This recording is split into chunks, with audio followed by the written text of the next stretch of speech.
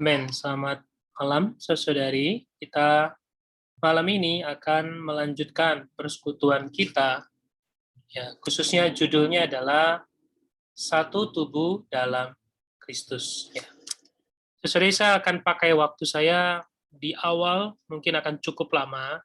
Saya ingin mengajak kita mereview ulang, mulai dari pertemuan yang pertama sampai pertemuan minggu lalu.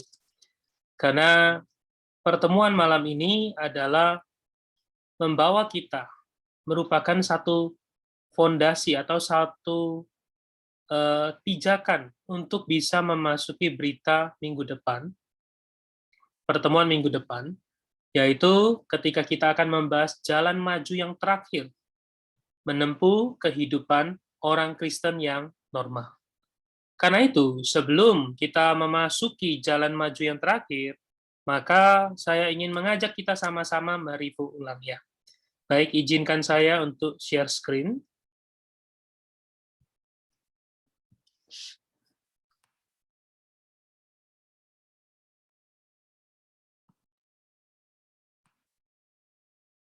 Oke, apakah sudah terlihat ya?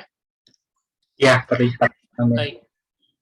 Saudari, malam ini kita membahas satu tubuh dalam Kristus. Judul ini diambil dari Roma pasal 12 ayat yang kelima. Dikatakan, demikian juga kita, walaupun banyak, adalah satu tubuh di dalam Kristus. Tetapi kita masing-masing adalah anggota yang seorang terhadap yang lain. Baik, saya akan mereview ulang dulu apa yang telah kita bahas selama ini. Saudari, di dalam pertemuan pertama dan kedua, kita membahas topik darah Kristus dan salib Kristus. Mengapa dua topik ini, dua judul ini perlu kita bahas? Karena untuk menempuh kehidupan orang Kristen yang normal, pertama-tama kita harus menyadari dulu bahwa sebagai manusia yang jatuh di dalam dosa, kita semua memiliki dua masalah dasar. Dan dua masalah ini Tuhan bereskan, Tuhan selesaikan, Tuhan berikan solusi melalui darahnya dan salibnya. Apa masalah kita? Pertama adalah kita adalah orang berdosa. Maka perbuatan kita seringkali adalah dosa. Perbuatan dosa. Karena itu di dalam Efesus dikatakan kamu telah mati karena pelanggaran-pelanggaran dan dosa-dosa. Saudara, inilah permasalahan kita. Kita adalah manusia berdosa. Apa yang kita lakukan seringkali adalah dosa. Namun kita perlu bersyukur kepada Tuhan Yesus Kristus. Oleh karena darahnya menanggulangi apapun yang telah kita lakukan. Darahnya adalah untuk pengampunan dosa-dosa. Inilah yang kita bahas di dalam pertemuan pertama. Namun, kita adalah manusia berdosa.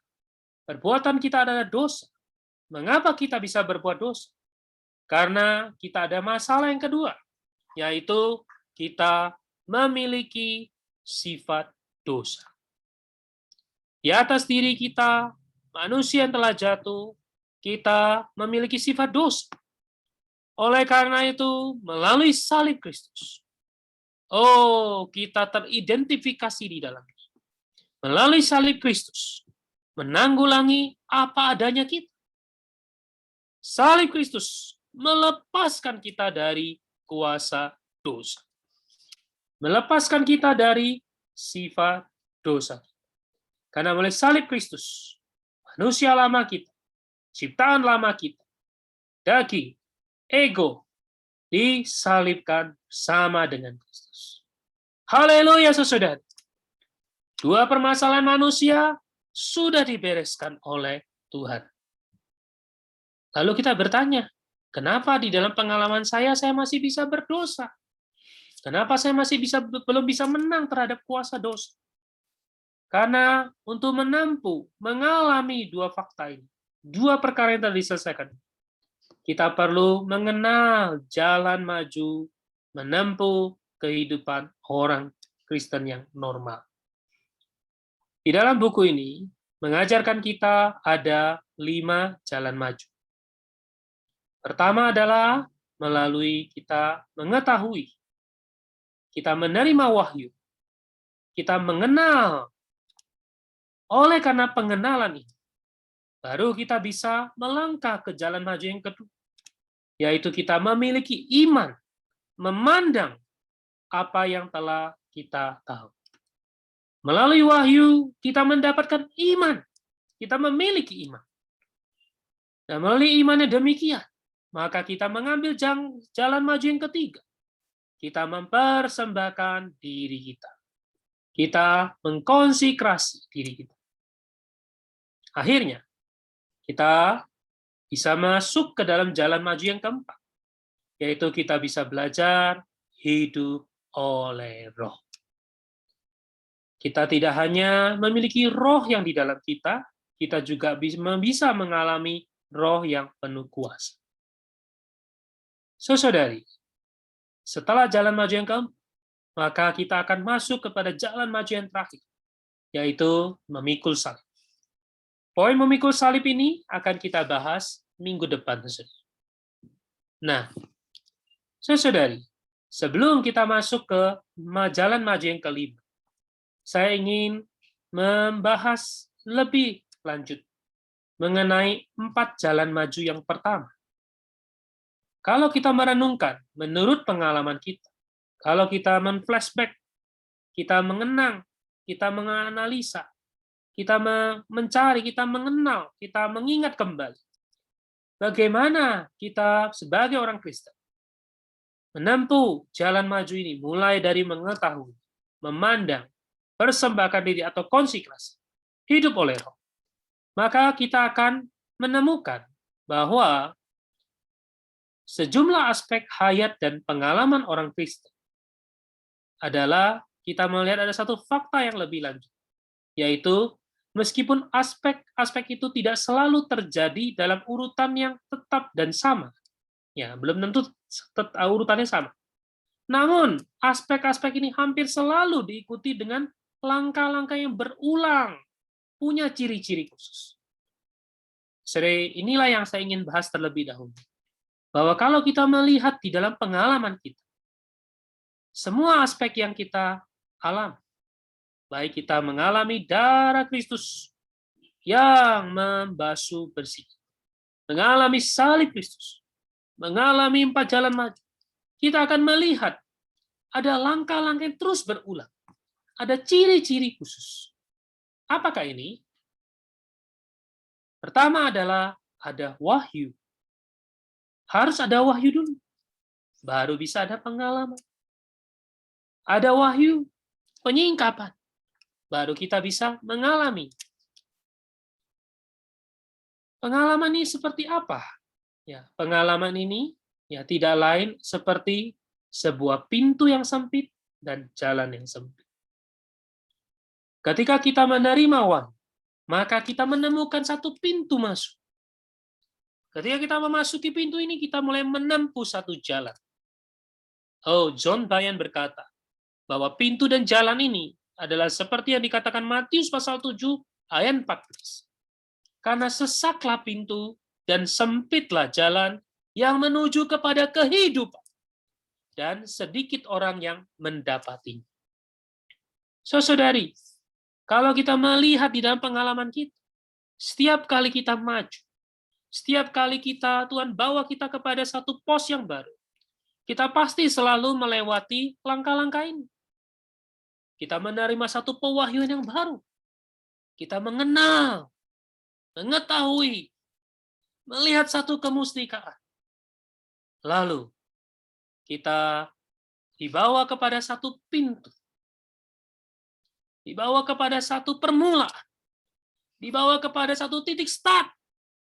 Lalu kita mulai mengalami, menempuh jalan yang sempit. Saudari, kalau saya menggambarkannya, mengilustrasikannya, seperti pengalaman kita beroleh selamat. Ya. Pertama adalah melalui kelahiran kembali. Bagaimana kita bisa dilahirkan kembali? Bagaimana kita bisa menerima Tuhan Yesus? Kita pasti menerima pewahyuan mengenai penebusan Kristus. Oh, mungkin ada orang yang datang memberitakan Injil pada kita. Mungkin ada orang yang mendoakan kita. Mungkin aja kita menemukan satu masalah, lalu kita mengingat, mengenal. Ya, ada seorang teman saya, bersaksi dia beroleh selamat. Melalui apa? Kejadian kecelakaan. Selama ini Injil diberitakan, dia tidak mau terima. Tapi melalui satu situasi terjadi kecelakaan. Ketika dia menghadapi kecelakaan itu, dia mengingat akan Injil. Lalu dia berseru, oh Tuhan Yesus. Maka waktu itu dia diselamatkan. Dia bertobat, dia percaya pada Tuhan. Ini adalah sebuah pewahyuan. Dan pewahyuan ini membawa dia kepada satu pintu. Sehingga, waktu kita beroleh selamat. Saudara, kalau kita men-flashback ya, kalau saya mengenang saya pertama kali menerima Tuhan, saya sangat bergairah. Saya sangat senang. Saya senang berdoa, senang menyanyi, senang membaca Alkitab. Saya senantiasa menjaga bersekutu dengan Tuhan. Seperti yang setiap hari itu honeymoon dengan Tuhan. Begitu intim. Lalu, saya mulai masuk pada satu titik rutinitas. Mulai merasa, perasaannya kok tidak seperti dulu lagi. Apakah pos yang pertama, apakah saya benar sudah diselamatkan? Apakah saya benar sudah dilahirkan kembali? Maka Tuhan membawa kita kepada pintu yang berikutnya. Kita melihat sebenarnya yang mustika adalah salib Kristus. Salib Kristus menanggulangi kita terlepas dari dosa. Kita terlepas dari perbuatan-perbuatan dosa kita. Sehingga, kita bersandar kepada salib Kristus. Membunuh, menanggulangi sifat dosa kita. Maka kita mempersembahkan diri kembali. Bahkan mempersembahkan diri terus-menerus. Inilah pintu yang kedua. Kita sepertinya ada satu permulaan yang baru lagi. Seperti waktu kita beroleh selamat. Kita bangkit, kita bergairah. Kita mulai hidup di dalam kebaruan hayat. Kita seperti lahir kembali. Ini adalah permulaan yang berikutnya. Lalu Tuhan bawa kita lebih maju. Tuhan membawa kita melihat betapa mustikanya, betapa al-muhitnya diri Yesus. Dia telah ditinggikan. Dia adalah roh pemberi hayat. Membawa kita kepada apa? Kepada pengalaman akan roh itu. Kita dipenuhi oleh roh di dalam batin. Kita juga dikuasai oleh roh secara luar.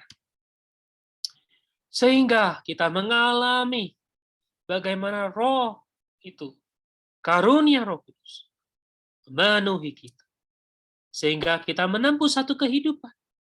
Hidup oleh roh. Apakah sesuatunya adalah akhir? Tidak.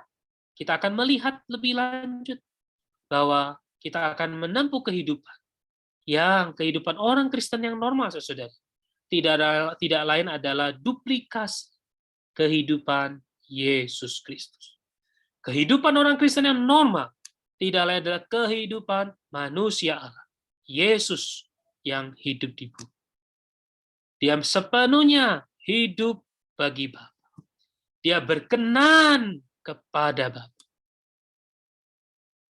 Maka kita akan menerima wahyu, melihat betapa bobroknya diri kita. Betapa diri kita tidak ada nilainya. Satu-satu yang bernilai adalah salib Kristus. Menanggulangi daging kita. Maka kita mulai belajar memikul salib. Kita mulai belajar menanggulangi diri kita. Menyangkal diri kita, memikul salib, mengikut Tuhan.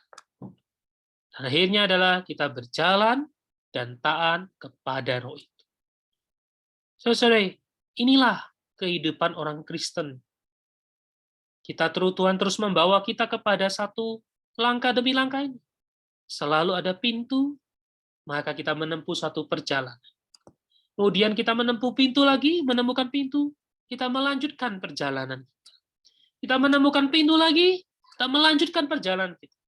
Sampai pada akhirnya, Tuhan akan bawa kita kepada hidup yang berkenan kepada Allah. Jadi, saudari, prinsip pengalaman kehidupan orang Kristen yang normal adalah pertama-tama harus ada wahyu, mencelikkan mata kita. Sehingga kita mengenal, sehingga kita memahami, sehingga kita sadar. Lalu ada iman. Iman ini membuka pintu. Sehingga kita bisa menuju satu jalan yang baru. Haleluya. Saudari, karena itu jangan meremehkan ketika Tuhan mulai mau menyingkapkan kita. Jangan mengeraskan hati. Oh, kita perlu membiarkan Tuhan bukalah mataku lebar-lebar. Bawalah aku melihat kehendak. Lalu makin kita melihat, saudari, makin akan ada iman. Ketika kita melihat yang lain, iman kita akan kandas. Ketika kita melihat dunia ini, ketika kita melihat keadaan kita sendiri, ketika kita melihat lingkungan kita, maka iman kita akan kandas. Tapi kalau mata kita tertuju pada Tuhan, makin kita memandang pada Dia, makin kita memandang pada kehendak, makin iman kita dikuatkan. Sehingga membukakan pintu, kita bisa menempuh satu jalan yang baru. Puji Tuhan. Inilah saudara pengalaman kita. Nah, semua pengalaman ini, saudari, tidak lain dihasilkan oleh karena pekerjaan salib Kristus. Kita akan melihat 4 aspek pekerjaan salib Kristus. Saudari, 3 aspek ini sudah kita bahas. Saya hanya mengulang. Nanti kita akan melihat aspek yang keempat. Ya. Apa 4 aspek pekerjaan salib ini? Apa 4 aspek pekerjaan yang dikerjakan di salib Kristus? Pertama adalah di dalam salib ini. Menghasilkan ada darah Kristus yang tercurah. Menanggulangi dosa-dosa kita. Kesalahan dan pelanggaran kita. Karena dia disalibkan. Darahnya tercurah. Haleluya! Hari ini kita punya jalan untuk menanggulangi dosa-dosa, kesalahan, dan pelanggaran kita. Lalu salib itu sendiri. Melalui salib itu, Tuhan menanggulangi tabiat dosa atau sifat dosa, daging dan alamiah kita. Menanggulangi seluruh diri. Kemudian, saudara, melalui salib ini, di dalam Yohanes dikatakan ketika disalibkan, di dalam lambung Tuhan ditusuk, kemudian keluarlah mengalirlah darah dan air.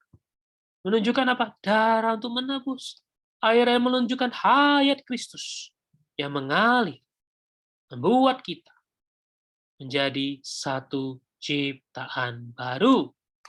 Dan kita akan memiliki kekuatan, menempuh kehidupan, hidup oleh roh, berjalan oleh roh. Lalu, saudari, salib Kristus juga adalah membuat maut bekerja di dalam manusia. Sehingga hayat yang berhuni di dalam kita akan semakin ternyata. Nah, poin ini sudah akan dibahas pada minggu depan, ya. Nah, saudari, 4 aspek pekerjaan salib ini kita bagi menjadi 2. 2 aspek yang pertama, darah Kristus, salib Kristus, ini adalah aspek memulihkan kita. Kita punya 2 masalah, seperti tadi awal saya katakan. Manusia punya 2 masalah. Manusia punya 2 masalah. Ada dosa, ada dosa-dosa. 2 aspek yang pertama dari pekerjaan salib adalah memulihkan kita. menyingkirkan pekerjaan iblis, menyingkirkan dosa. Oh, saudara, kita harus tahu, melalui Adam, kita mewarisi dosa. Adam yang jatuh, sehingga kondisi kita perlu dipulihkan. Oleh darah Kristus, salib Kristus, posisi kita dipulihkan kembali kepada titik awal Allah menciptakan manusia. Membereskan perkara dosa dan tabiat dosa. Lalu saudari, dua aspek pekerjaan salib yang terakhir adalah untuk membawa kita mencapai tujuan Allah.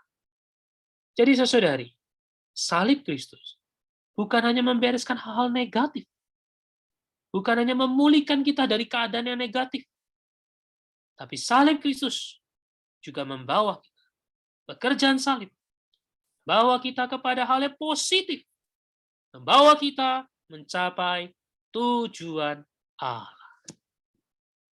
Saudari, apakah tujuan Allah?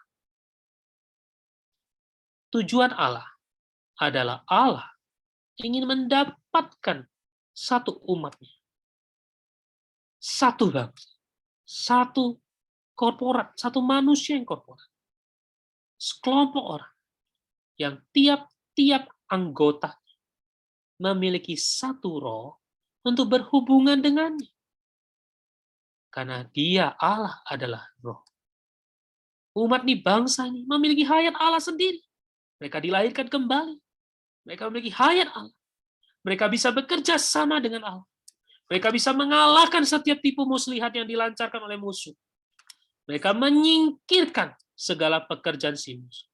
Dan pada akhirnya, melalui umat Allah, kehendak Allah yang semula dapat terampungkan. Sebenarnya inilah kehendak hati Allah waktu Allah ingin memilih bangsa Israel sebagai umat Allah. Allah ingin mendapatkan satu umat yang bisa menggenapkan kehendak. Tetapi saudari, dari sejarah demi sejarah kita melihat manusia jatuh, gagal, dan gagal. Hari ini melalui Yesus Kristus, melalui pekerjaan salibnya, dia memulihkan kita, orang dosa, kepada titik awal Allah menciptakan kita. Supaya apa? Kita bisa menerima ayat Allah. Kita bisa bekerja sama dengan Allah.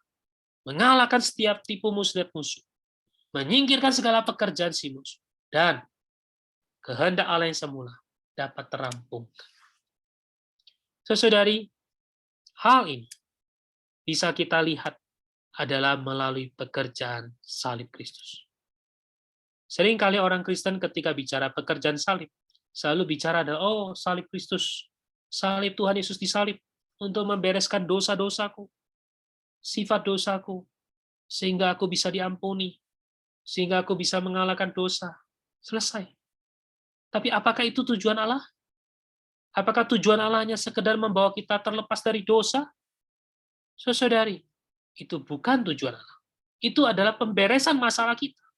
Masalah kita adalah dosa. Masalah kita adalah kita tidak bisa menang dari dosa. Melalui pekerjaan salib Yesus, kita dibawa, dipulihkan kepada keadaan yang semula. Tetapi keadaan ini belum memenuhi tujuan Allah. Maka kita perlu merenungkan kembali, melihat kembali, bahwa pekerjaan salib tidak berhenti sampai di sana. Pekerjaan salib membawa kita bisa memasuki, mencapai tujuan Allah.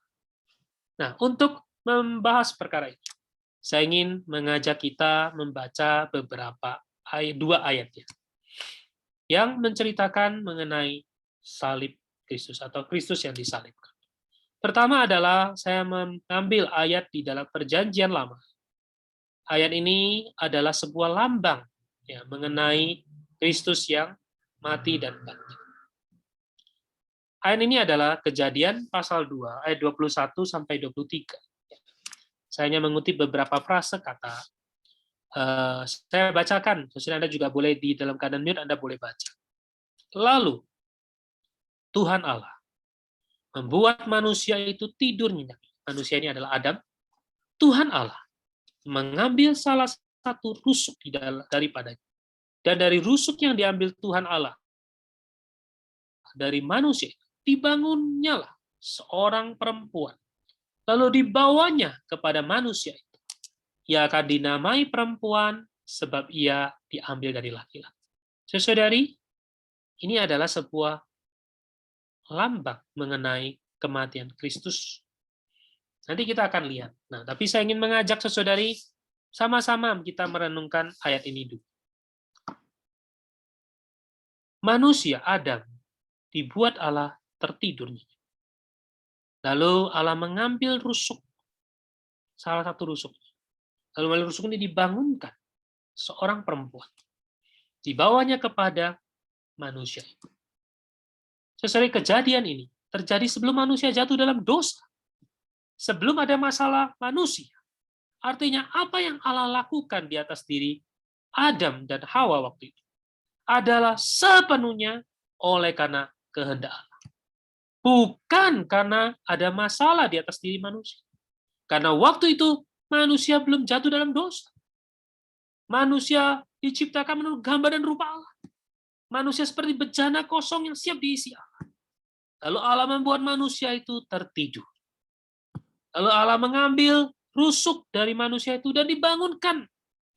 Seorang perempuan yang dibawa ke hadapan manusia. Saudari, ini adalah sebuah lambang.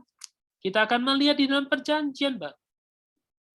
Adalah penggenapan dari lambang ini. Yaitu di dalam Efesus pasal 5 ayat 25 sampai 27. Dikatakan, hai suami, kasihilah istrimu, sebagaimana Kristus telah mengasihi jemaat dan telah menyerahkan dirinya baginya, untuk menguduskannya, sesudah ia menyucikannya dengan memandikannya dengan air dan firman, supaya dengan demikian ia menempatkan jemaat atau gereja di hadapan dirinya dengan cemerlang, tanpa cacat atau kerut atau yang serupa itu, tetapi supaya jemaat atau gereja kudus dan tidak bercela. Saudari, ayat ini sering dipakai oleh hamba Tuhan untuk menasehati di dalam sebuah pernikahan. Seperti kata wejangan, suami, kasihlah istrimu, sebagaimana Kristus telah mengasihi gereja. Saudari, ayat ini tidak hanya sekedar sebuah nasihat. Ayat ini adalah mewahyukan kehendak hati Allah. Suami dan istri adalah sebuah ilustrasi yang Allah pakai untuk menggambarkan hati Allah. Bagaimana Allah mengasihi gereja. Dia memakai suami mengasihi istri. Karena itu dikatakan, hai suami, kasihilah istrimu sebagaimana Kristus telah mengasihi gereja. Saudari, kita melihat Kristus mengasihi gereja. Apa buktinya? Dia telah menyerahkan dirinya baginya. Menyerahkan di sini tidak adalah melalui dia mati di atas kayu salib. Dia dikuburkan. Dia bangkit. Haleluya. Kematian Tuhan. Di dalam Alkitab, kata mati itu juga sama dengan tidur. Kalau saudara ingat di dalam kitab Injil, satu kali ketika orang-orang memberitahukan Lazarus telah mati, Tuhan berkata dia tidur, sehingga orang-orang tertawa. Tetapi memang ini adalah bahasa Alkitab. Maka di dalam Kejadian, ketika dikatakan Allah membuat manusia Adam itu tertidur, maka ini menunjukkan, melambangkan Kristus yang mati. Lalu melalui Kristus menyerahkan dirinya, maka apa yang terjadi? Oh, ia menguduskan jemaat, menyucikannya dengan memandikannya dengan air dan firman, supaya dengan demikian, dia menempatkan gereja di hadapan. Saudara, posisi apa yang dikatakan dalam Kejadian dengan Efesus sama. Manusia ini dibuat tertidur. Kristus mengasihi jemaat, Kristus menyerahkan diri. Lalu Allah mengambil rusuk, sama seperti melalui kematian Tuhan. Sebelum dia mati, dia ditombak, sehingga keluarlah darah dan air.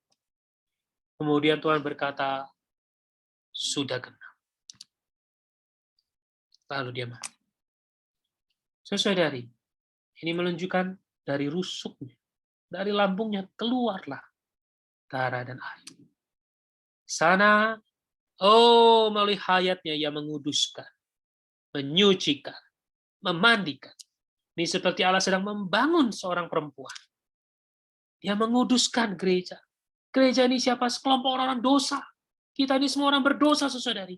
Tetapi melalui kematian Kristus, dia menguduskan kita, menyucikan kita, memandikan kita dengan air dan firman. Haleluya! Inilah yang terjadi ketika dalam Kejadian Allah membangun perempuan. Hanya sebuah lambang bahwa gereja dibangunkan Allah. Gereja adalah bangunan Allah. Dalam Korintus dikatakan, kamulah bangunan Allah. Gereja dikuduskan, disucikan, dimandikan, lalu dibawa, ditempatkan di hadapan Kristus. Sama seperti perempuan ini dibawa ke hadapan manusia. Namun saudara ingat, di dalam Efesus ditambahkan, dengan cemerlang dan tanpa cacat atau kerut atau yang serupa. Mengapa ada tambahan ini? Karena di dalam Efesus dikatakan, kondisi ini adalah manusia telah jatuh dalam dosa. Sehingga ketika gereja mau dipersiapkan menjadi mempelai Kristus, dibawa ke hadapan Kristus, maka gereja harus tanpa cacat, harus cemerlang, harus tanpa kerut atau yang serupa. Artinya seluruh dosa, tabiat dosa, sifat dosa, daging, semua harus dibereskan. Sehingga gereja bisa menjadi cemerlang. Saudari, dari dua posisi ayat ini kita melihat bahwa kehendak Allah digenapkan oleh kematian Kristus adalah bukan sekedar hanya menghapus dosa kita. Bukan hanya sekedar membereskan masalah-masalah kita. Tetapi adalah membawa, menyiapkan, membangun gereja menjadi pasangan Kristus. Menjadi mempelai Kristus. Saudari, inilah tujuan Allah.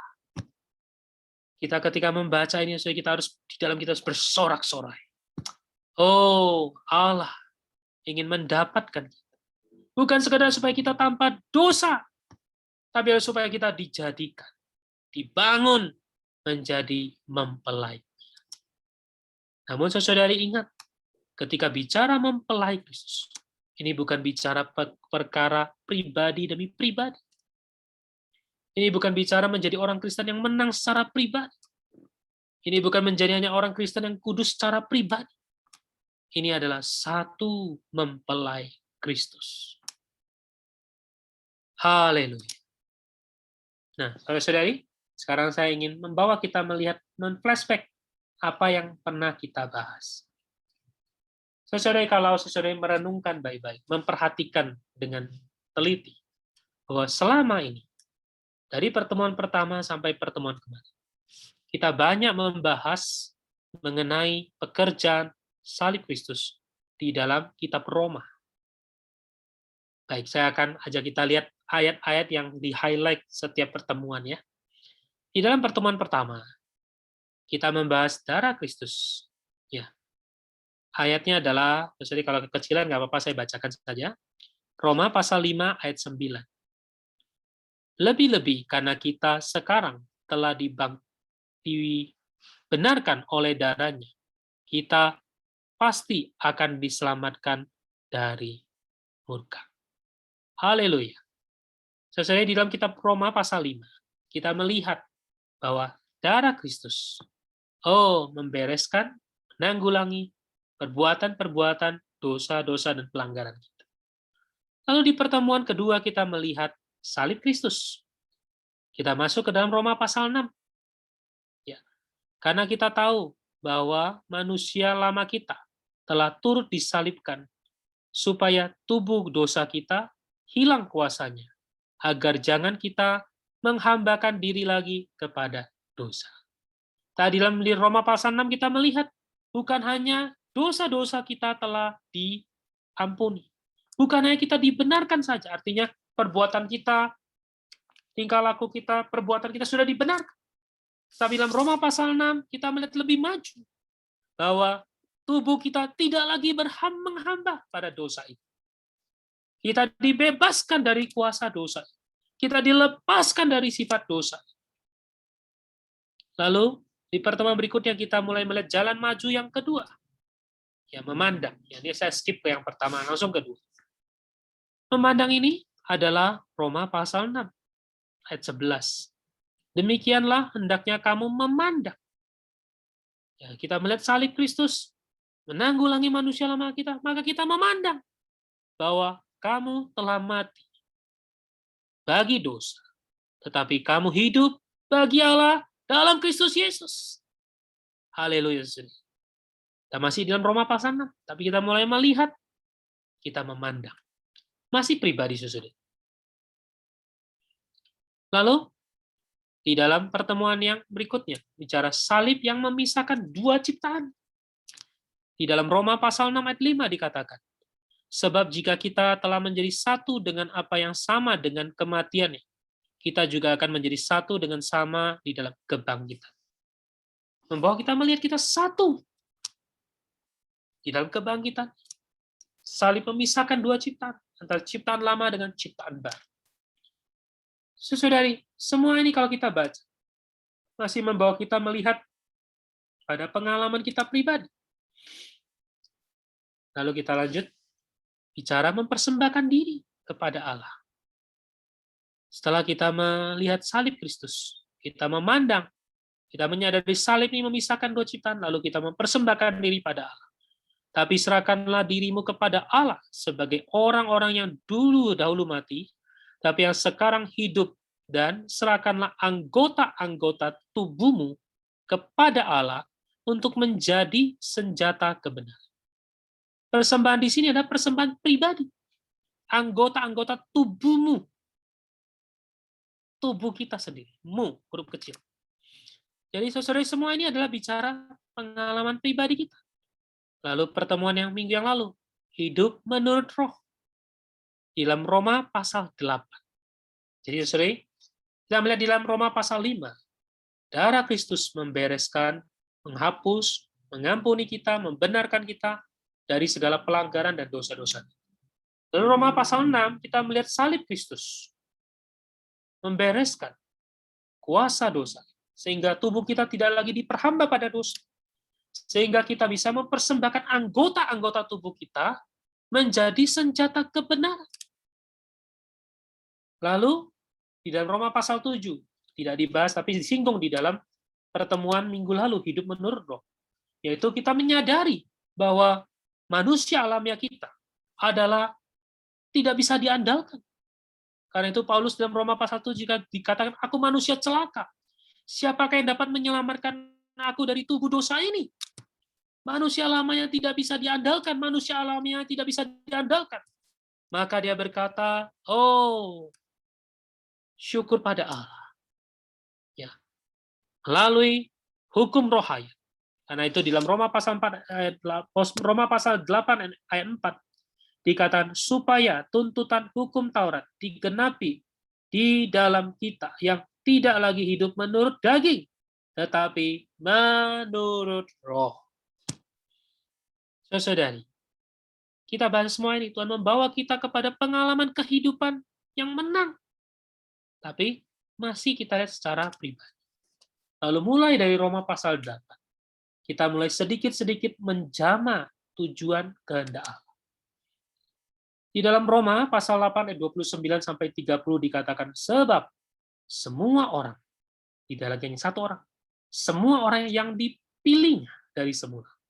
Mereka juga ditentukannya dari semula untuk menjadi serupa dengan gambaran anak, supaya ia anaknya itu menjadi yang sulung di antara banyak saudara. Saya lihat di sini mulai menggunakan kata banyak saudara, tidak lagi hanya sendiri, tetapi mulai membawa kita melihat kehendak hati Allah adalah gereja. Oh, anaknya menjadi sulung di antara banyak saudara. Dan mereka yang ditentukannya dari semula. Mereka itu juga dipanggilnya. Mereka yang dipanggilnya. Mereka itu juga dibenarkannya. Mereka yang dibenarkannya. Mereka itu juga dimuliakan. Mereka ini siapa, saudari? Banyak saudara. Bukan hanya lagi sendiri. Tapi ini bicara adalah dipanggil, dibenarkan, dimuliakan adalah bersama-sama di dalam banyak saudara. Inilah kehendak Allah.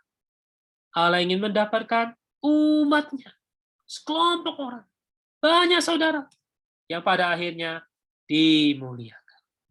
Dimulai dari dipilih, diakhiri dengan dimuliakan. Lalu saudari, kita lihat dari Roma pasal 8, kita masuk Roma pasal 9, 10, dan 11. Kalau kita baca baik-baik 3 pasal ini adalah pasal sisipan yang membawa kita melihat pemilihan Allah. Membahas mengenai pemilihan Allah adalah oleh karena rahmat. Pemilihan Allah. Itu dikatakan, aku mengasihi Yakub, aku membenci Esau. Semuanya adalah karena belas kasihan Allah. Nah, lalu saudari di dalam Roma pasal 12, kita mulai melihat lebih jelas apa yang dinyatakan di dalam Efesus tadi, yaitu Kristus menyerahkan dirinya untuk menghasilkan gereja sebagai mempelai Kristus yang korporat. Yaitu, ia berkata, karena itu saudara-saudara. Saudara perhatikan nada penulis kitab Roma. Dia tidak lagi berkata tubuh, tidak lagi berkata kamu, tapi dia mulai menggunakan kata saudara-saudara. Ini menunjukkan penulis kitab Roma membawa kita mengalami pekerjaan penebusan Kristus, membawa kita kepada aspek yang korporat. Karena itu, dia tidak lagi menggunakan hanya kamu, dia mulai menggunakan kata saudara-saudara. Demi kemurahan Allah, aku menasihatkan kamu, supaya kamu mempersembahkan tubuhmu. Tapi tubuh di sini bukan hanya pribadi, tapi tubuh saudara-saudara. Sebagai persembahan yang hidup. Persembahan di sini bukan persembahan banyak, tapi satu persembahan yang hidup. Yang kudus dan yang berkenan kepada Allah, itu adalah ibadahmu yang sejati. Janganlah kamu menjadi serupa dengan dunia ini, tetapi berubahlah oleh pembaruan budi, sehingga kamu dapat membedakan manakah kehendak Allah, apa yang baik, yang berkenan kepada Allah, dan yang sempurna. Saudari, lihatlah di sini. Penulis menggunakan bahasa yang mulai berubah. Dari kamu, dari aku, mulai menjadi banyak. Saudara-saudara. Ini menunjukkan sekelompok orang yang dilahirkan kembali, memiliki hayat Allah, adalah saudara-saudara. Persembahan di sini berbeda persembahan di dalam Roma pasal ini. Yang Roma pasal adalah seorang yang memandang salib Tuhan, lalu dia mempersembahkan tubuhnya, anggota tubuhnya pribadi, secara pribadi menjadi senjata kebenaran. Tapi di sini adalah di dalam pemahaman korporat. Saudara-saudara, persembahkanlah tubuhmu sebagai persembahan yang hidup, sebagai satu kurban yang menyukakan hati Allah, sebagai satu wangi-wangian yang menyenangkan hati Allah. Saudara, yang menyenangkan hati Allah, yang berkenan kepada Allah, bukanlah individu-individu. Yang berkenan, menghendaki, berkenan pada Allah, menyenangkan hati Allah, tujuan Allah adalah perkara korporat. Karena itu kita perlu mempersembahkan, sehingga kita bisa membedakan. Sudah lihat, melalui penghidupan yang korporat, mempersembahkan ini, kita bisa membedakan manakah kehendak, apa yang baik, yang berkenan pada Allah, dan yang sempurna. Lalu saya masuk ke slide yang terakhir. ayat yang menjadi utama. Di dalam Roma pasal 12 ayat yang kelima dikatakan, demikian juga kita. Sorry, tidak lagi kata kamu, demikian juga kita. Walaupun banyak adalah satu tubuh di dalam Kristus. Tetapi kita masing-masing adalah anggota yang seorang terhadap yang lain. Saudari, dari Roma pasal 12 kita bisa menjamah hati bahwa pekerjaan penebusan Kristus tidak hanya membereskan masalah kita yang negatif. Tidak hanya membereskan dosa-dosa, sifat dosa kita, daging, dan alamiah. Tetapi Tuhan juga membawa kita kepada kehendak. Pertama-tama melalui kita dilahirkan kembali. Kita menerima roh Allah. Kita bisa berkontak dengan Allah. Tapi tidak berhenti sampai di sana. Kita perlu mempersembahkan diri. Melalui kita dilahirkan, itu melalui kita dipilih, akhirnya kita dimuliakan. Hal ini membawa kita menjadi saudara-saudara. Persembahkan diri kita. Sembahan ini adalah untuk apa? Bukan sekedar hanya untuk hidup sendiri yang menang, tapi ada mempersembahkan diri bagi tubuh. Karena itu dikatakan demikianlah kita, walaupun banyak adalah satu. Saudari, yang dikehendaki Allah bukan banyak, tetapi satu tubuh di dalam Kristus. Anda pribadi kuat, menang, bisa mengalahkan dosa. Tetapi kalau Anda saja pribadi, tidak bisa menyenangkan hati Allah. Kita perlu, saudara, diselamatkan dari sifat individu kita. Kita perlu menjadi satu tubuh di dalam Kristus. Lalu kita melihat saudari satu dengan yang lain, kita adalah anggota seorang terhadap yang lain. Anggota artinya apa, saudari? Kita masing-masing punya bagian kita sendiri. Tetapi kita perlu bersandar pada yang lain. Tangan hanya bisa memegang, tangan nggak bisa berjalan. Matanya bisa melihat, tetapi tidak bisa mendengar. Tetapi mata bisa mengalami kemampuan telinga ketika mata ini satu di dalam tubuh. Ketika mata ini satu di dalam tubuh, dia bisa merasakan fungsi, dia bisa mengalami fungsi dari mulut. Saudara, inilah yang menyenangkan hati Allah.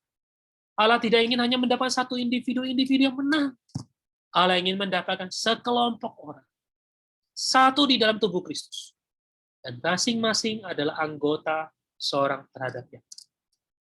Saudara, moga pemberitaan malam ini membawa kita memasuki pintu yang baru. Memasuki jalan yang baru. Kita tidak lagi hidup sendiri.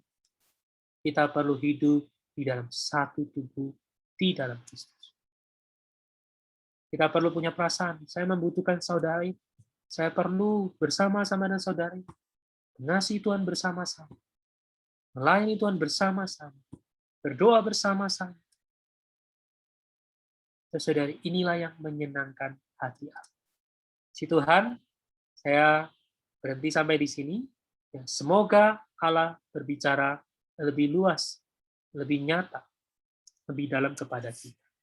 Mari sebelum kita masuk ke dalam sesi tanya-jawab, saya ajak kita bersama-sama berdoa terlebih dahulu. Mari kita berdoa. Tuhan, kami mengucap syukur atas firman-Mu pada malam ini. Sungguh Tuhan, kami bersyukur Engkau adalah Allah yang memiliki rencana, memiliki tujuan. Menggenapkan tujuan-Mu, Tuhan, Engkau telah membereskan segala masalah kami. Bahkan Tuhan, hari ini melalui pekerjaan salib, Kau membawa kami memasuki maksud hati-Mu. Oh Tuhan, hari ini Kau mempersiapkan gereja, menguduskan gereja, menyucikan gereja, jadikan gereja menjadi mempelai yang sepadan dengan Dikau. Tuhan, karena itu Tuhan, bawalah kami melihat wahyu satu tubuh di dalam Kristus. Sehingga kami dilepaskan dari masalah individu. dilepaskan, diselamatkan dari masalah-masalah pribadi secara individu. Tuhan, kami mau belajar dengan setiap orang, dan menyadari kami masing-masing adalah anggota satu dengan yang lain. Tuhan, kami serahkan pembicaraan firman-Mu, kiranya Roh-Mu berbicara lebih lanjut kepada kami semua. Segala mulia, hormat, hanya bagi Tuhan saja. Amin. Baik, sebelum memasuki tanya jawab, saya ingin menambahkan satu kalimat, saudari ya.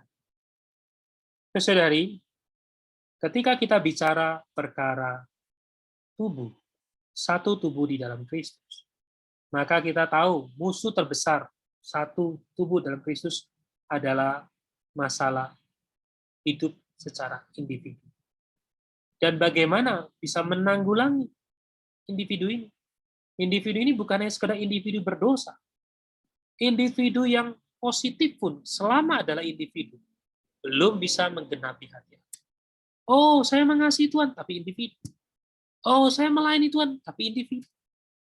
Oh, saya berjerilah bagi Tuhan, tapi individu. Tidak bisa berkoordinasi, tidak bisa terbang. Saudari, ini belum mencapai tujuan hati Allah. Maka untuk menanggulangi, kita perlu masuk ke jalan maju yang ke-5, yaitu memikul salib, menyangkal diri, mengikut Tuhan. Si Tuhan, saya bersekutu sampai di sini. Saya serahkan kembali kepada Hansen sebagai moderator. Baik, puji Tuhan, saudari, untuk persekutuan firman pada malam ini, kami mengundang saudara-saudari jika ada yang mau bertanya, dipersilakan untuk bisa langsung ke kolom chat, bisa secara pribadi ke saya ya. Baik, pertanyaan yang pertama yang masuk adalah, apakah jika saya melayani, ya saya terlibat dalam pelayanan, itu berarti saya sudah menempuh kehidupan tubuh Kristus? Ya, demikian, saudara. Mungkin mau coba dijawab. Apakah jika saya melayani, saya sudah menempuh kehidupan tubuh Kristus? Amin. Amin. Baik. Puji Tuhan, saudari, Anda yang melayani, teruslah melayani ya. Melayani Tuhan adalah satu hak istimewa. Semua bukan karena kita yang mampu, bukan karena kita layak, tetapi adalah semua karena rahmat-Nya. Nah, tetapi saudari, ketika bicara mengenai satu tubuh dalam Kristus, adalah kita menyentuh hati Allah. Menyentuh hati Allah, artinya kita menyentuh kepada prinsip Allah.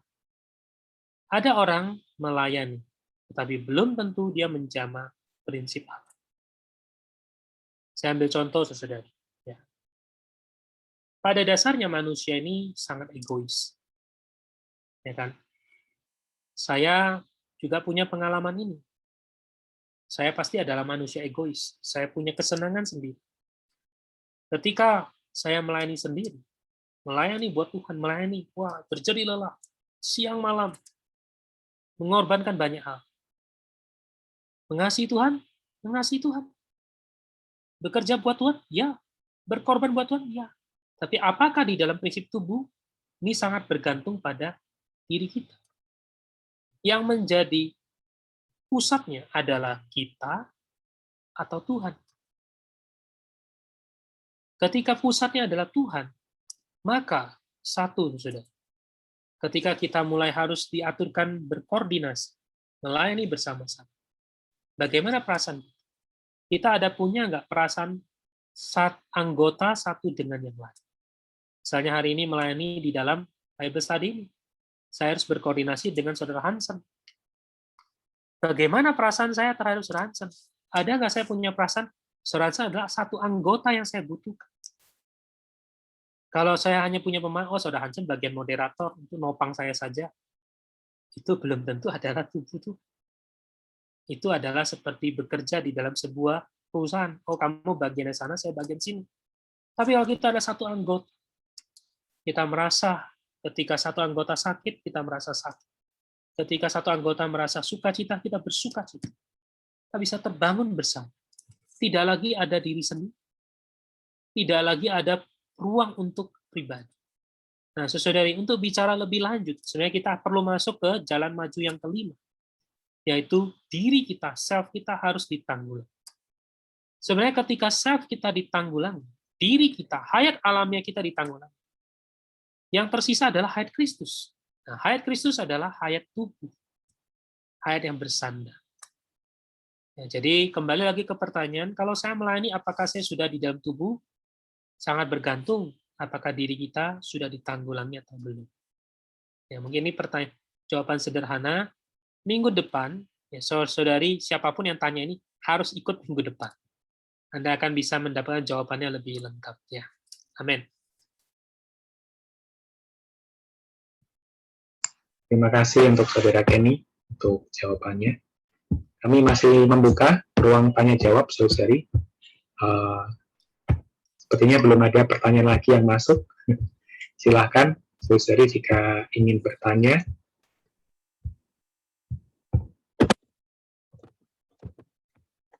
Oke, baik. Ada pertanyaan yang masuk ya.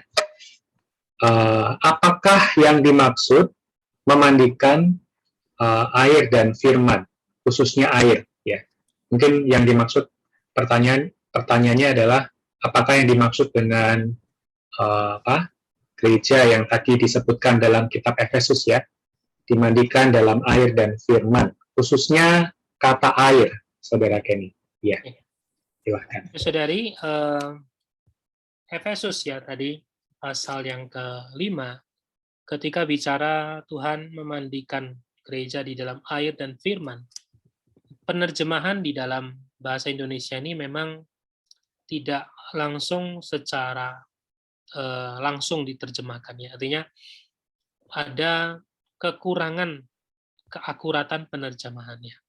Nah, di dalam bahasa Inggris kalau kita baca adalah dimandikan di dalam air dalam firman. Jadi dikatakan bahwa gereja dibersihkan, dimandikan itu di dalam air. Air ini apa? Air ini adalah yang membersihkan. Air ini ada di mana? Ada di dalam firman. Seingat saya pernah membahas perkara ini mungkin di waktu kita membahas remuknya insan, keluarnya roh ya. Saya ada membahas bahwa itu adalah membersihkan kita, washing in the water of the word. Jadi hari ini saya waktu itu pakai ilustrasi, banyak orang suka browsing ke www yang lain. Tapi kita sebagai gereja, kita perlu membersihkan diri kita ke dalam firman. Di dalam pengalaman kita, saudari, ketika kita membaca firman Tuhan, sungguh-sungguh menjamah roh firman itu, maka pertama-tama yang kita rasakan adalah kita dibersihkan. Kita dimurnikan kembali. Segala cacat, segala cemar dibersihkan. Ya, Saudara Irfan ada tuliskan di kolom chat ya, saya bacakan. That he might sanctify her, cleansing her by the washing of the water in the word. Jadi air bukan air dan firman, tapi air di dalam firman. Amin. Ya, baik. Sehingga kita bisa dikuduskan, saudari, kita perlu air yang ada di dalam firman ya. Semoga kita terus-menerus ya menikmati firman Tuhan yang bisa membasuh kita. Baik, pertanyaan yang selanjutnya saya bacakan di sini. Bagaimana supaya kita bisa berbaur di dalam satu tubuh, terutama dalam pelayanan? Karena terkadang ada anggota yang tidak mau berkoordinasi, tetapi mereka tetap melayani. Ya, silakan. Amin. Baik, saudari, ketika bicara kita melayani ya di dalam tubuh ya, berbaur sama-sama ya kan, lalu ketemu dengan orang yang tidak mau berkoordinasi. Hal pertama yang harus kita tanggulangi adalah kita tidak pernah berkata menyangkal diri dia. Ya, Alkitab nggak pernah mengajarkan kita demikian. Alkitab berkata, Tuhan kalau kamu mengikut aku, kamu harus menyangkal dirimu, memikul salib, mengikut aku. Tuhan tidak pernah berkata kepada murid-muridnya, mau mengikut aku, menyangkal diri dia, diri si ini, diri si itu. Bukan. Artinya ketika kita punya perasaan itu sudah menunjukkan bahwa kita masih punya diri sendiri. Kita belum melihatnya. Ketika kita berkata, saudara ini tidak mau berkoordinasi, ini sudah menunjukkan bahwa kita belum merasa anggota satu dengan yang lain. Saudari, coba renungkan hayat Kristus. Ya. Saya hanya bicara Alkitabiah dulu, karena kita akan bahas ke praktisnya dalam minggu depan. Ya. Saudari pernah bayangkan nggak ketika Tuhan memiliki 12 murid? Ya. Murid-murid Tuhan itu bukan murid-murid yang baik-baik gitu ya. Di sana ada Petrus yang kalau Tuhan belum ngomong, dia sudah ngomong. Bicaranya cepat. Ya, tanda kutip sedikit agak bawel kalau kita pakai bahasa programnya ya. Nah, lalu ada Yudas Iskariot. Ya, Tuhan ini adalah Tuhan. Dia tahu segala. Tapi bagaimana dia bisa hidup bersama? Betul nggak saudara? Ada Filipus yang nggak percaya. Ada Thomas yang nggak percaya. Thomas yang sering hilang. Bayangkan saudari. Kita kadang berkoordinasi betul, kita butuh seorang saudara suka hilang kayak Thomas. Lagi dibutuhkan hilang. Ya. Tapi bagaimana Tuhan? Oh, Tuhan tidak menunjukkan dirinya sendiri. Yang Tuhan bahkan ketika memilih mereka pun Tuhan berdoa kepada Bapa, berpuasa dikatakan. Inilah hayat Kristus di dalam kita. Jadi saudari, ketika kita menghadapi saudara yang demikian, di dalam pengalaman saya juga belajar. Pertama-tama saya mohon Tuhan menerangi saya. Perlu kembali kepada prinsip yang tadi saya katakan. Perlu ada wahyu, melihat. Ya. Ada satu saudara yang dulu pernah melayani saya, yang merawat saya. Dia selalu berkata, ketika kita ada masalah di dalam koordinasi, permasalahan bukan hanya orang itu, tapi diri kita juga ada masalah. Jadi kita perlu secara pribadi datang pada Tuhan. Ya. Mohon Tuhan mencelikan mata, sehingga kita mulai membereskannya menurut terangnya. Maka saudari, di atas diri kita beres, di atas orang lain itu ada tanggung jawab Tuhan. Kita hanya perlu mengenal anggota satu dengan yang lain. Ya, mungkin secara praktisnya kita akan bahas minggu depan ya. Amin. Baik. Terima kasih, Saudara Kenny. Kita lanjutkan, ada pertanyaan yang masuk. Pertanyaannya adalah sebagai berikut ya. Apakah orang Kristen, ya jika mereka tidak beribadah bersama kita, mungkin dia juga adalah orang Kristen yang mengisolir diri ya, orang Kristen tetapi tidak bersama-sama berhimpun ya, atau dia suka mandiri gitu ya, beribadah sendiri tanpa berkumpul. Apakah mereka ini adalah bagian dari tubuh Tuhan yang universal? Demikian pertanyaannya. Amin. Amin. Di dalam Efesus pasal 1 dikatakan gereja adalah tubuhnya, yaitu kepenuhan dia yang memenuhi semua dan di dalam segala sesuatu. Saudara, kita tidak berkata gereja si A adalah tubuhnya, gereja si B adalah tubuhnya. Tidak. Gereja adalah apa? Eklesia. Orang yang terpanggil Tuhan. Selama ya mereka adalah orang-orang yang telah dilahirkan kembali. Selama setiap orang Kristen, setiap saudara sudah menerima hayat Kristus, dia adalah bagian dari tubuh yang universal. Tubuh Kristus yang satu. Oleh karena itu, kita tidak punya hak untuk menghakimi siapapun. Ya. Dalam Korintus dikatakan kita nggak punya hak untuk menghakimi. Karena kita hanya adalah satu anggota dengan yang lain. Saya pikir ini saya langsung jawab pertanyaannya. Ada lagi yang lain? Baik, terima kasih. Kita masih menunggu pertanyaan selanjutnya. Dipersilahkan kepada saudara-saudari ya, yang lainnya. Oke, baik. Ada pertanyaan yang masuk kembali. Pertanyaannya adalah bagaimana caranya hayat Kristus dapat berhuni di dalam manusia? Ya, bagaimana caranya hayat Kristus berhuni di dalam manusia? Ya, silahkan saudara. Baik, sederhana saja. Bagaimana hayat manusia bisa ada di dalam kita? Ya, melalui kita dilahirkan kan. Selama kita lahir dari orang tua kita sebagai manusia, kita punya hayat manusia. Bagaimana hayat Kristus bisa berhuni di dalam kita? Ketika kita dilahirkan kembali, dilahirkan dari air dan roh. Yang Tuhan berkata kita akan berbagian di dalam kerajaan Allah. Ya, lalu dikatakan Yohanes pasal 1 ayat 12, mereka yang menerima dia, itu mereka yang percaya kepadanya, diberinya kuasa untuk menjadi anak-anak Allah. Ketika kita menerima Tuhan Yesus dengan hati yang percaya, dilahirkan kembali, kita sudah menerima hayat Kristus. Ya, mungkin pertanyaannya yang harus diperjelas adalah bagaimana hayat Kristus bisa memenuhi kita menjadi akhirnya memuliakan. Inilah yang dikatakan perlu menempuh jalan kehidupan orang Kristen yang normal. Mulai dari kita dilahirkan kembali sampai kepada terakhir kita dimuliakan. Dan dimuliakan ini adalah perkara korporat. Nah, dia bicara adalah saudara-saudara. Amin.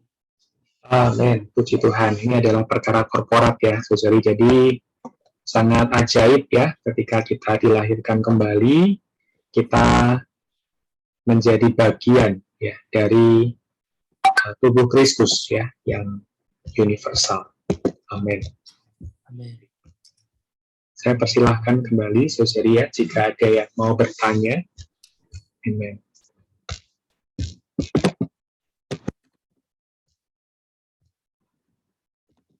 Baik, pertanyaan berikutnya saya bacakan di sini. Baik. Jika ada orang Kristen yang mengisolir dirinya dari kehidupan gereja, apakah dia tetap menjadi anggota dari tubuh Kristus? Jika demikian ya kejadiannya ya, mengisolir dari kehidupan gereja, apakah dia tetap menjadi anggota dari tubuh Kristus? Ya, silakan, saudara. Saudari, menjadi anggota tubuh Kristus. Ya. Kalau kita melihat urutan dari Roma pasal 12, ini adalah bicara mengenai saudara-saudara. Artinya melalui kelahiran kembali, maka kita sudah menjadi bagian dari tubuh Kristus. Nah, tetapi kalau di dalam pengalaman ada seseorang mengisolir dirinya, ini menunjukkan adalah kesadaran kita atau kesadaran orang, atau suatu hari kita merasa, saya tidak menyukai hidup gereja, saya tidak menyukai ada si saudara A, saya tersandung dengan, saya tidak mau lagi, saya mau mengasingkan diri saya. Maka ini menunjukkan saya tidak punya perasaan satu tubuh di dalam Kristus. Saya tidak punya perasaan. Bukan berarti saya tidak di dalam satu tubuh Kristus. Karena sesuai kalau baca di dalam Roma pasal 8, setelah dia membicarakan mengenai dimuliakan, ya, saya buka di ayatnya ya, saya bacakan. Saudara boleh lihat di dalam Roma pasal 8 ayat yang ke-35 ya. Dikatakan bahwa siapakah yang akan memisahkan kita dari Kristus? Penindasan, kesesakan, penganiayaan, kelaparan, ketelanjangan, atau bahaya atau pedang. Seperti ada tertulis, oleh karena engkau, kami ada dalam bahaya maut sepanjang hari. Kami telah dianggap sebagai domba-domba sembelihan. Tapi semuanya itu kita lebih daripada orang-orang yang menang oleh Dia yang telah mengasihi kita. Sebab aku yakin bahwa baik maut maupun hidup, baik malaikat maupun pemerintah-pemerintah, baik yang ada sekarang maupun yang akan datang, atau kuasa, baik yang di atas maupun yang di bumi, ataupun sesuatu makhluk lain, tidak akan dapat memisahkan kita dari kasih Kristus yang ada di dalam Kristus Yesus Tuhan kita. Saudari, kalau ayat ini saya gabungkan dengan Efesus pasal 5, dikatakan Kristus mengasihi gereja. Artinya, hal apapun tidak akan bisa memisahkan kita dari tubuh Kristus. Tetapi perasaan tubuh itu bisa hilang. Karena itu, Paulus berkata dalam Roma pasal 12, demikianlah kamu, ya kita, satu tubuh di dalam Kristus. Ini adalah membicarakan kita harus sadar, kita adalah satu tubuh di dalam Kristus. Maka seorang hamba Tuhan berkata, kalau aku lemah di dalam gereja. Karena apa? Karena dia menyadari dia adalah bagian dari satu tubuh. Nah, kalau hari ini kita mengasingkan diri, bukan berarti kita terlepas dari tubuh, tetapi kita kehilangan perasaan satu tubuh. Amin. Baik, saya juga amin ya dengan persekutuan ini ya, saudari, sangat menguatkan. Jadi kalau kita sudah dilahirkan kembali, kita pasti adalah anggota tubuh Kristus ya. Tapi yang seringkali naik dan turun adalah kesadaran kita ya akan tubuh Kristus. Mungkin kita seringkali bisa lemah, tapi Tuhan juga bisa memulihkan kita sehingga kita bisa kuat ya, merasakan kehidupan tubuh dan juga memperhatikan anggota tubuh yang lain. Ya, saudari, puji Tuhan ya. Semoga kita boleh terus mencari persekutuan ya dengan saudara-saudari yang lain agar kita semakin dikuatkan. Amin. Baik. Apakah masih ada pertanyaan, saudari? Kami persilahkan. Mungkin satu atau dua pertanyaan lagi.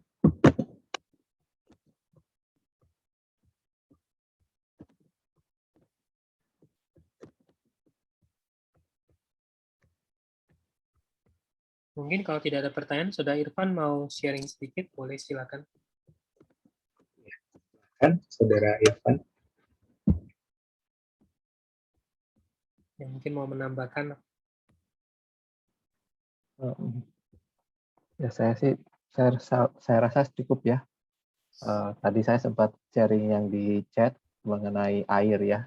Puji Tuhan, di dalam kitab Efesus ya, firman Tuhan itu bisa membasuh kita ya, sehingga kita tidak bercacat, tidak kerut ya. Artinya di dalam diri kita, kehidupan kita, kita tidak usang ya, selalu segar. Kalau misalkan baca di dalam Perjanjian Lama seperti ada bejana pembasuhan ya. Jadi setiap hari kita perlu datang kepada firman, biarkan firman Tuhan itu membasuh bersih kita, menyegarkan kita, sehingga penuh dengan kesegaran. Amin. Ya, itu aja. Amin. Amin. Terima kasih Saudara Irfan untuk kata-kata dorongannya ya, dan juga menekankan kembali ya pentingnya firman untuk membasuh kita. Baik, pertanyaan berikutnya, apakah konsekuensi bagi orang yang tidak merasakan sebagai satu tubuh? Ya, apakah konsekuensinya atau akibatnya ya orang yang tidak merasakan sebagai satu tubuh? Ya, silakan. Amin. Amin. Saudari, tubuh adalah kekayaan Kristus. Kalau kita lihat misalnya tubuh kita, ya kekayaan diri kita ya tubuh kita. Jadi ketika ada satu anggota tubuh kita, ya tidak menyadari itu, ya mengasingkan diri, maka dia akan kehilangan suplai dari tubuh. Ya, suplai dari tubuh. Seperti tangan saya, misalnya ya. Kalau saya mengambil karet, saya mengikat supaya agak lepas, maka apa yang terjadi? Perlahan-lahan tangan saya akan menjadi biru. Karena apa? Kehilangan suplai darah. Pelan-pelan akan mulai mati rasa. Lama-lama bisa mengalami kematian rohani. Hari ini juga sama. Ya, di dalam perkara, kalau kita tidak menyadari perkara tubuh, atau justru kita malah menyangkal perkara tubuh. Mungkin karena ada masalah, karena ada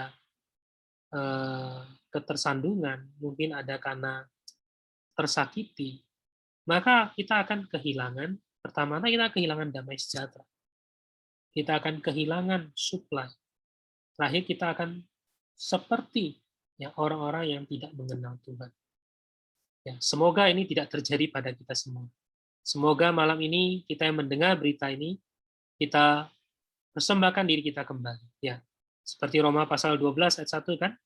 Demi kemurahan Allah saudara, persembahkanlah tubuhmu sebagai persembahan yang hidup, yang berkenan kepada Allah dan yang sempurna. Mari kita persembahkan diri kita. Persembahkan sungguh-sungguh bagi tubuh Tuhan. Kedua adalah saudari.